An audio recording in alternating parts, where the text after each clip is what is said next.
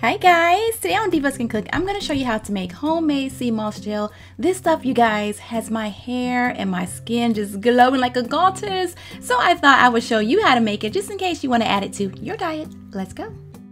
Alright, here is how the sea moss looks when it arrives. Kind of weird looking, right? Kind of freaky looking. Okay, I purchased my sea moss from Etsy and I have a coupon code for you guys in the info box from the shop owner. So go on over there and check it out, but hurry because it sells out so quick. If you're wondering how to store this dried sea moss, here is how I like to store it. Step into my weird girl closet. I keep all of my herbs, because I love herbs and stuff, in these little clear containers that I got from Amazon. I will link those below, but these are perfect for storing your dried sea moss and all your herbs. Okay, but we are going to make it. So the first thing we're going to do is wash it off. Get you a big old jug of spring water. Don't use tap water, and just kind of rinse it off. Remove any type of, dirt, sand, debris, whatever. And look how much it has expanded just from washing it off. Now it's really starting to look kind of like, sea-like, something that came from the sea. Crazy.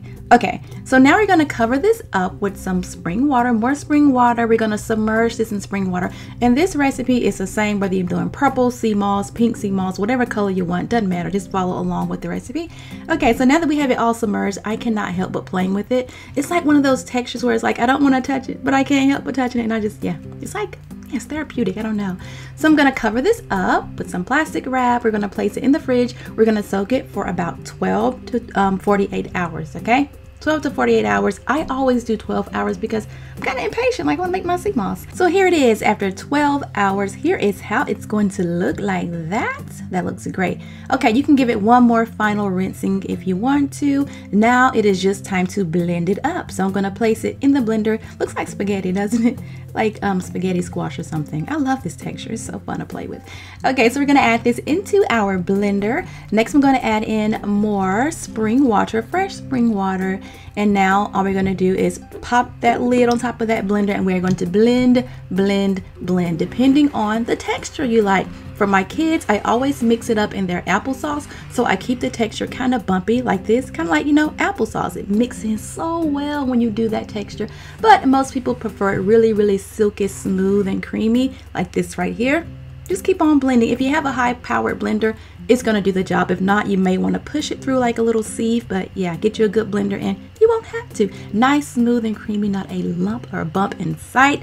This is why it mixes so well with anything. Oatmeal, yogurt, smoothies, applesauce, ice cream.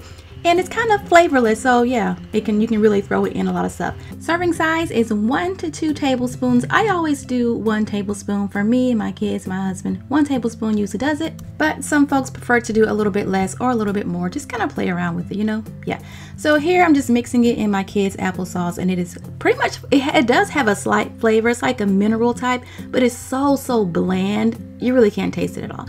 Okay, to store my finished sea moss gel, I like to place it in a mason jar, and this batch is a nice small batch, so it fits perfectly in this little mason jar, and you can keep it in the fridge for up to a month. You can freeze it if you need it a little bit longer, or if you make a bigger batch, just throw it in the freezer, it'll be fine. And that is it, you guys, homemade sea moss gel. I hope you enjoyed this video. Don't forget to subscribe and check out my other videos. Later.